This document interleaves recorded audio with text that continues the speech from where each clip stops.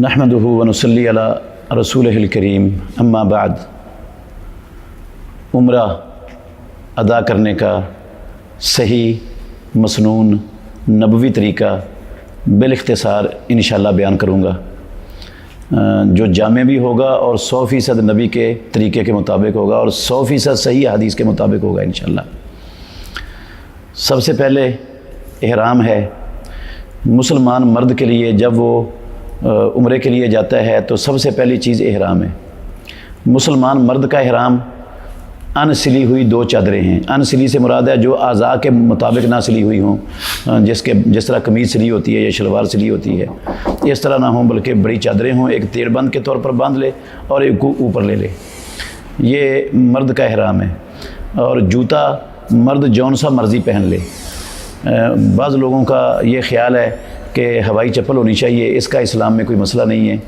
मर्द जौन सा मर्ज़ी जूता पहन सकता है, सिर्फ़ इतनी चीज़ का ख्याल रखे कि टखने उसमें से छुपे हुए ना हों, टखने नंगे हों उससे। रसूलुल्लाह सल्लल्लाहु अलैहि वसल्लम ने फरमाया जिसके पास जूते नहीं हैं वो मोज़े पहन ले और उनको टखनों के नीचे से काट दे।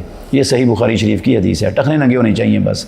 पाँव के ऊपर वाली हड्डी का सिरे से किसी सही हदीस छोड़कर ज़ईफ़ हदीस में भी नामो निशान नहीं है कि वो ढकी हुई नहीं होनी चाहिए।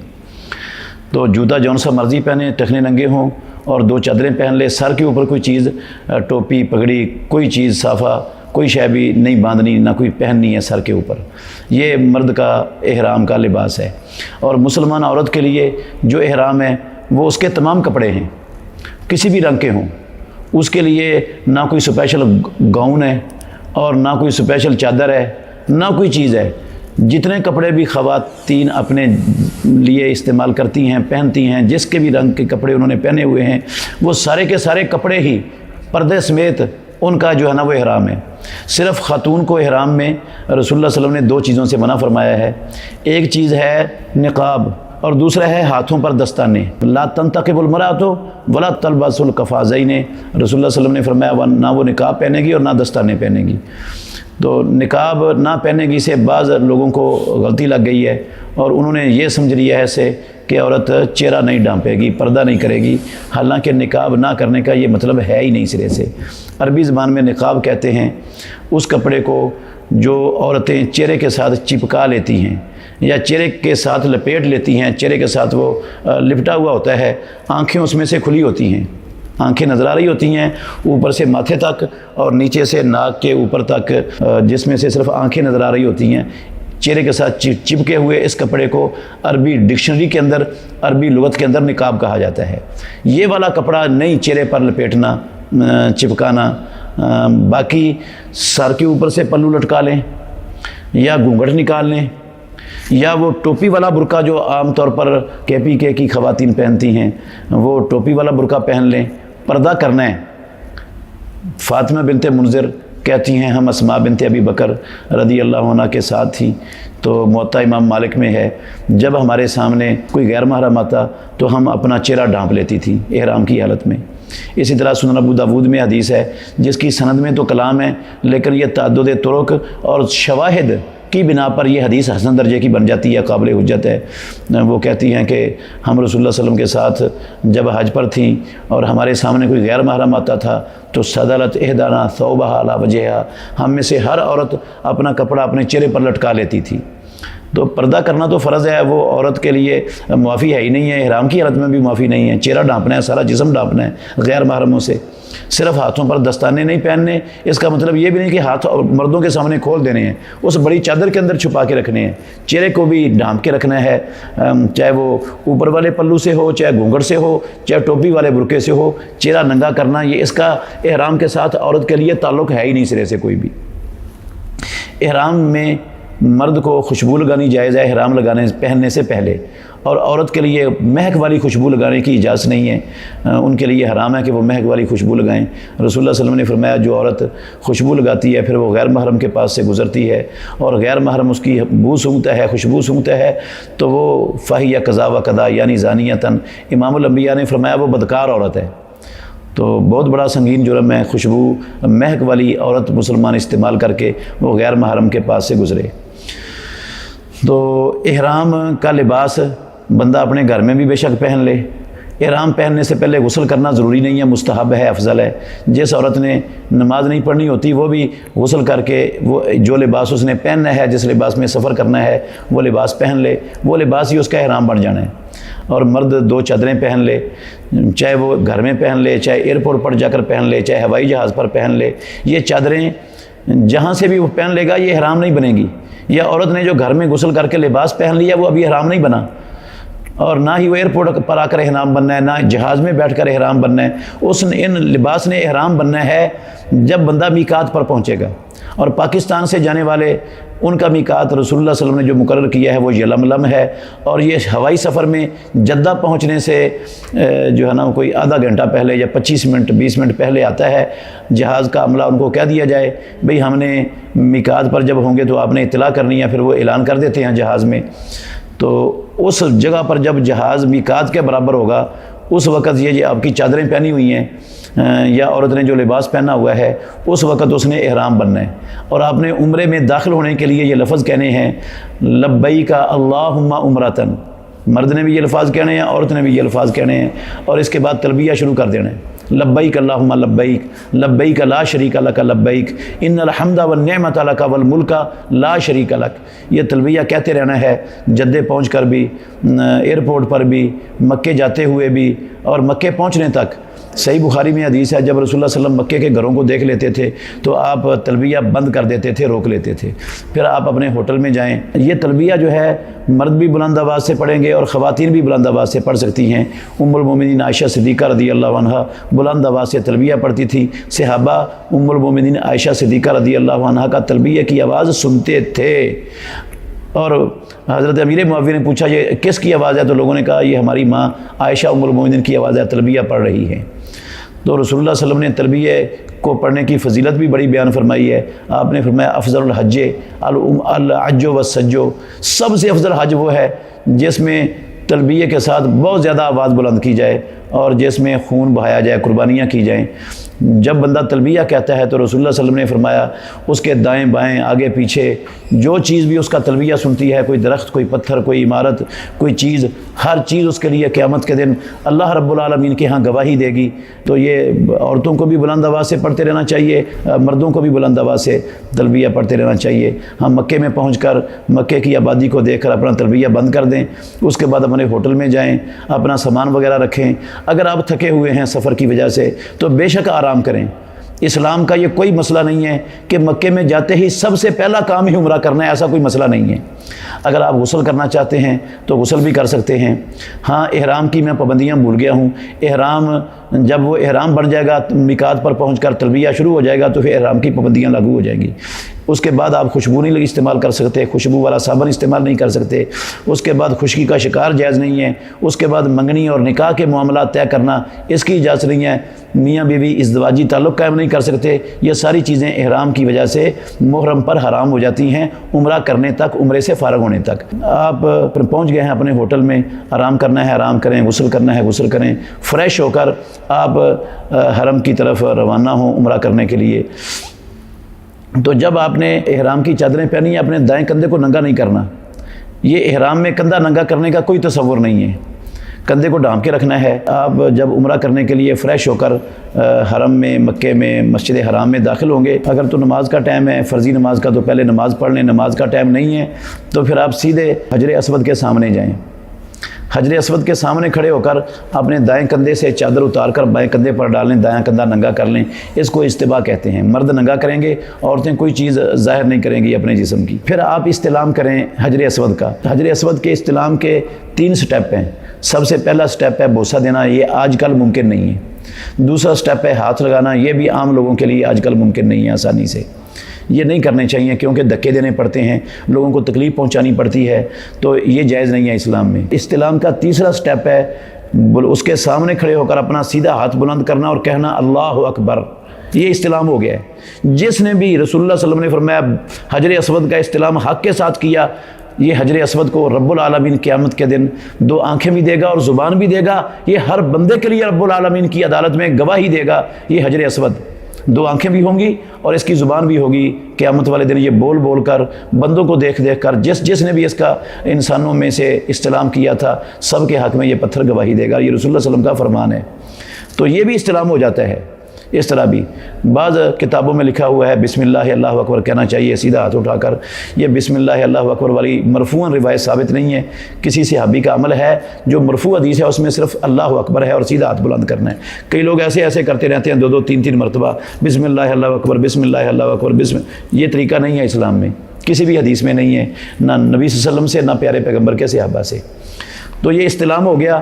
اب استلام کے بعد بیت اللہ کو بائیں طرف رکھتے ہوئے جو ہے نا طواف شروع کر دیں۔ پہلے جو 3 چکر لگانے ہیں نا، ان 3 چکروں کے اندر رمل کرنا ہے۔ رمل کا مطلب ہے چھوٹے چھوٹے قدم اٹھانے اور کندھے ہلا کر چلنا ہے، جس طرح پہلوان چلتے ہیں، اگر یہ ممکن ہو تو۔ اگر بھیڑ اور رش بہت زیادہ ہے، یہ ممکن نہیں ہے، تو پھر یہ رمل جو ہے نا ساقط ہو جاتا ہے بھیڑ میں، پھر ضروری نہیں ہے۔ پہلے 3 چکروں میں رمل کرنا ہے اور جو آخری 4 چکر ہیں وہ عام حالت میں ہی پورے کرنے ہیں۔ اور ہر چکر کے شروع میں آپ نے جب حجر اسود کے سامنے پہنچنا ہے تو اللہ اکبر کہہ کر استلام کرنا ہے۔ حجر اسود سے جو پیچھے والا کونا ہے بیت اللہ کا، اس کو رکن یمانی کہتے ہیں، اس کا بھی استلام ہے، لیکن اس کو بوسہ نہیں دینا، موقع بھی ملے تو تب بھی نہیں دینا، اور ہاتھ لگانے کا موقع ملے تو ہاتھ لگا لینا ہے۔ اگر ہاتھ لگانے کا موقع نہیں ہے تو اشارہ بھی نہیں کرنا، جس طرح حجر اسود کے سامنے استلام کرتے ہوئے اشارہ کیا جاتا ہے، وہاں پر اشارہ نہیں کرنا، وہاں پھر آرام سے جس طرح آپ پیچھے سے آ رہے ہیں خاموشی سے گزر جانا ہے۔ اور یہ رکن یمانی اور حجر اسود کے درمیانے فاصلے میں آپ نے یہ دعا پڑھنی ہے، ربنا آتنا فی الدنیا حسنۃ وفی الآخرۃ حسنۃ وقنا عذاب النار۔ یہ 2 مرتبہ پڑھی جائے، 10 مرتبہ پڑھی جائے، جتنی بھی مرتبہ پڑھی جائے، 7 چکروں میں اس وقفے میں یہی دعا پڑھنی ہے۔ اور باقی 3 سائڈوں میں بیت اللہ کی اور تمام چکروں میں کوئی مخصوص دعا نہ اللہ کے نبی نے پڑھی ہے، نہ سکھائی ہے، نہ صحابہ نے پڑھی ہے، نہ سکھائی ہے۔ بعض لوگوں نے ہر چکر کی لمبی لمبی الگ دعائیں بنائی ہوئی ہیں، ان کا محمد الرسول اللہ صلی اللہ علیہ وسلم کے ساتھ کوئی تعلق نہیں ہے، ان دعاؤں کا اللہ کے نبی کے طریقے سے کوئی تعلق نہیں ہے، صحابہ کے طریقے سے کوئی تعلق نہیں ہے، وہ تکلف ہے سارا کچھ۔ طواف کے دوران بندہ درود پڑھتا رہے، قرآن مجید کی تلاوت کرتا رہے، اذکار کرتا رہے، وہ جو اس کے لیے دعائیں کرتا رہے، اپنی زبان میں دعائیں کرے، پنجابی میں کرے، عربی میں کرے، جو مرضی کرے، کوئی پابندی نہیں ہے اسلام میں طواف کے دوران کسی بھی عمل، اچھے عمل سے، صرف وہ لا یعنی باتیں نہ کرے، گپے نہ لگائے، تو باقی ذکر و اذکار میں جو چیز بھی اس کو پسند ہے، جو بھی اس کے لیے ممکن ہے، دعاؤں میں سے، تلاوت میں سے، درود میں سے، اذکار میں سے جو بھی ممکن ہے وہ کرتا رہے۔ 3 سائڈوں میں جو بھی مانگے ٹھیک ہے، لیکن یہ حجر اسود اور رکن یمانی کے درمیانی فاصلے میں ہر چکر میں ربنا آتنا فی الدنیا یہ والی دعا پڑھنی ہے۔ جب 7واں چکر پورا ہو جائے تو پھر اپنے کندھے کو فوراً ڈھانپ لینا جو ننگا کیا ہوا تھا۔ نہ اس سے پہلے کندھا ننگا کرنے کا تصور ہے اسلام میں پورے عمرے میں، اور نہ اس کے بعد تصور ہے، حتیٰ کہ پورے حج میں بھی کہیں تصور نہیں ہے۔ صرف عمرے کا جو ایک طواف ہوتا ہے، طواف قدوم، جو پہلا طواف ہوتا ہے کندھا ننگا، صرف اس کے 7 چکروں میں ہے۔ باقی نہ نفلی طواف میں کندھا ننگا کرنا ہے، نہ طواف زیارت میں کندھا ننگا کرنا ہے، نہ طواف وداع میں کندھا ننگا کرنا ہے، نہ کسی اور جگہ پر منا میں، عرفات میں، مزدلفے میں کسی جگہ پر کندھا ننگا کرنے کا اسلام میں تصور ہے ہی نہیں۔ یہ جہالت کی انتہا ہے۔ لوگ سمجھتے ہیں کہ جب تک کندھا ننگا نہ ہو اس وقت تک وہ احرام ہی نہیں بنتا۔ تو 7 چکر پورے ہو گئے، آپ یہ دعا پڑھتے ہوئے مقام ابراہیم کی طرف جائیں گے۔ وہ بیت اللہ کا جس طرف دروازہ ہے اسی طرف سامنے سنہری رنگ کا وہ ایک جنگلے کے اندر پڑا ہوا ہے پتھر، اس کو مقام ابراہیم کہتے ہیں، اس کی طرف جاتے ہوئے یہ پڑھیں گے وَاتَّخِذُوا مِن مقام ابراہیم مصلی۔ پھر اس کے پیچھے جا کر آپ طواف کی 2 رکعتیں پڑھیں گے۔ پہلی رکعت میں رسول اللہ صلی اللہ علیہ وسلم سورہ فاتحہ کے بعد قل یا ایھا الکافرون، اور دوسری رکعت میں فاتحہ کے بعد قل هو اللہ پڑھتے تھے۔ تو اگر وہاں جگہ مل جائے تو بہت اچھا، اگر جگہ نہیں ملتی تو جہاں جگہ ملتی ہے پوری مسجد حرام میں وہاں پر یہ طواف کی 2 رکعتیں ادا کی جا سکتی ہیں۔ ایک بات کا خصوصی خیال رکھنا ہے جس کا بالکل لوگ خیال نہیں رکھتے، کہ نماز کے دوران آگے سے کسی عورت کو گزرنے نہیں دینا۔ اگر نمازی کے آگے سے ستھرا نہ ہو اور عورت گزر گئی تو اس نمازی کی نماز ٹوٹ جائے گی نماز لازمی طور پر۔ تو اس کا اہتمام کرنا ہے، آگے کسی کو بٹھا لیں۔ اگر مقام ابراہیم پر بھی 2 رکعتیں پڑھنی تو کسی کو آگے ستھرا بنا کر اس کے پیچھے کھڑے ہو کر پڑھیں، تاکہ آپ کے آگے سے کوئی گزر نہ سکے اور آپ کی نماز ٹوٹ نہ جائے اور ضائع نہ ہو جائے۔ جب 2 رکعتیں پڑھ لیں پھر آپ اسی طرف جس طرف آپ نے رکعتیں پڑھی ہیں پیچھے کو برآمدوں کی طرف چلے جائیں، وہاں ٹوٹیاں لگی ہوئی ہیں جو آب زمزم کے پانی والی ہیں، وہاں سے خوب سیر ہو کر زمزم کا پانی پئیں۔ اللہ کے نبی طواف کرنے کے بعد 2 رکعتیں پڑھنے کے بعد اتنا پانی پیتے تھے حتیٰ یتضلع، حتیٰ کہ آپ کی کونکھیں نکل آتی، کتنا پانی پیتے، اور اپنے چہرے پر، بازوؤں پر، جسم پر، ٹانگوں پر ملتے۔ یہ کام کریں۔ اس کے بعد پانی پینے کے بعد دوبارہ آئیں اور حجر اسود کا آ کر استلام کریں، اللہ اکبر کہہ کر اس کے سامنے آ کر کھڑے ہوں اور بلند ہاتھ بلند کر کے اللہ اکبر کہہ کر استلام کریں۔ اس استلام کو بھی لوگوں کی 99% اکثریت نہیں جانتی ہے۔ اس کے بعد آپ جو ہے نا استلام کرنے کے بعد پھر صفا کی طرف چلنا شروع ہو جائیں، اور صفا کی طرف چلتے ہوئے یہ والی آیت پڑھیں، ان الصفا والمروۃ من شعائر اللہ فمن حج البیت واعتمر فلا جناح علیہ ان یطوف بہما ومن تطوع خیرا فإن اللہ شاکر علیم۔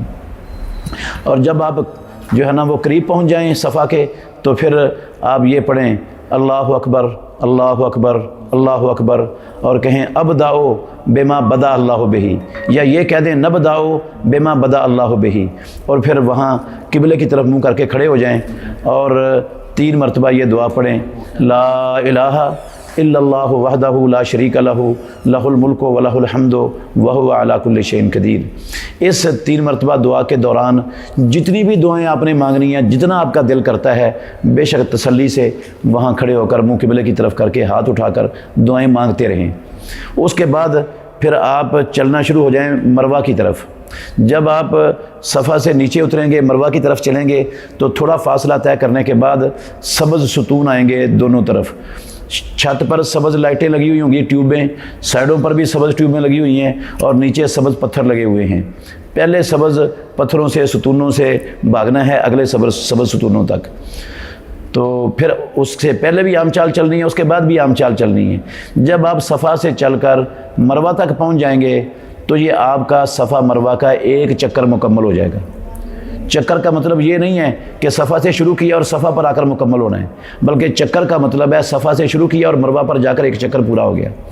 جب آپ مروہ پر پہنچیں تو جس طرح صفا پر کھڑے ہو کر آپ نے منہ قبلہ کی طرف کر کے یہ دعا پڑھی ہے، اللہ اکبر اللہ اکبر اللہ اکبر لا الہ الا اللہ وحدہ لا شریک لہ لہ الملک و لہ الحمد وہو علی کل شیء قدیر، 3 مرتبہ یہ دعائیں، اور اس کے بیچ میں جتنی دعائیں چاہیں کریں۔ پھر آپ وہاں سے صفا کی طرف چلنا شروع کر دیں، تو سبز ستونوں کے درمیان آتے ہوئے بھی بھاگیں، پھر آ کر جس طرح پہلے دعائیں پڑھی تھیں صفا پر کھڑے ہو کر اس طرح دعائیں لمبی پڑھیں۔ یہ آپ کا دوسرا چکر مکمل ہو گیا۔ اسی طرح صفا پر بھی کھڑے ہو کر دعائیں کرتے رہیں اور مروہ پر بھی کھڑے ہو کر دعائیں کرتے رہیں۔ آپ کا 7واں چکر مروہ پر پورا ہو جائے گا۔ جب 7واں چکر مروہ پر پورا ہو جائے تو پھر دعا نہیں کرنی، پھر باہر نکل جانا ہے۔ اس کے بعد خواتین بے شک خود ہی یا ان کا جو محرم ساتھ ہے وہ ان کی میڈیوں سے 1 پور کے برابر بال پکڑ کر کینچی سے کاٹ دیں تو ان کا عمرہ مکمل ہو گیا، احرام کھل گیا۔ اور مرد وہ اپنے ہوٹل میں جا کر یا حمام نائی کے پاس جا کر اپنے بال منڈوا دیں، یا اپنے بال سارے کے سارے مشین کے ذریعے کٹوا دیں، تو ان کا بھی احرام کھل گیا، ان کا بھی عمرہ مکمل ہو گیا۔ ایسے بعض لوگ ایسے کرتے ہیں، وہ 2-4 بال ادھر سے 2 ادھر سے 2 پیچھے سے کاٹ لیتے ہیں اور کہتے ہیں احرام کھل گیا۔ یہ طریقہ غلط ہے۔ سر منڈوانے والوں کے لیے رسول مکرم صلی اللہ علیہ وسلم نے 3 مرتبہ اللہ کی رحمت کی دعا کی ہے، اور کٹوانے والوں کے لیے، بال کٹوانے والوں کے لیے 1 مرتبہ رحمت کی دعا کی ہے۔ تو افضل سر منڈوانا ہے، اس سے آپ کا عمرہ مکمل ہو جائے گا۔ یہ عمرہ مکمل ہو گیا۔ یہ ہے محمد الرسول اللہ صلی اللہ علیہ وسلم کے عمرے کا 100% ثابت شدہ، مسنون اور مختصر ترین طریقہ جو میں نے آپ کے سامنے رکھا ہے۔ اس کو یاد کر لیں گے تو انشاءاللہ آپ بھلے میں اور خیر میں رہیں گے، اور آپ انشاءاللہ اپنی اس عبادت کا اللہ سے فل اور بڑا اجر پائیں گے۔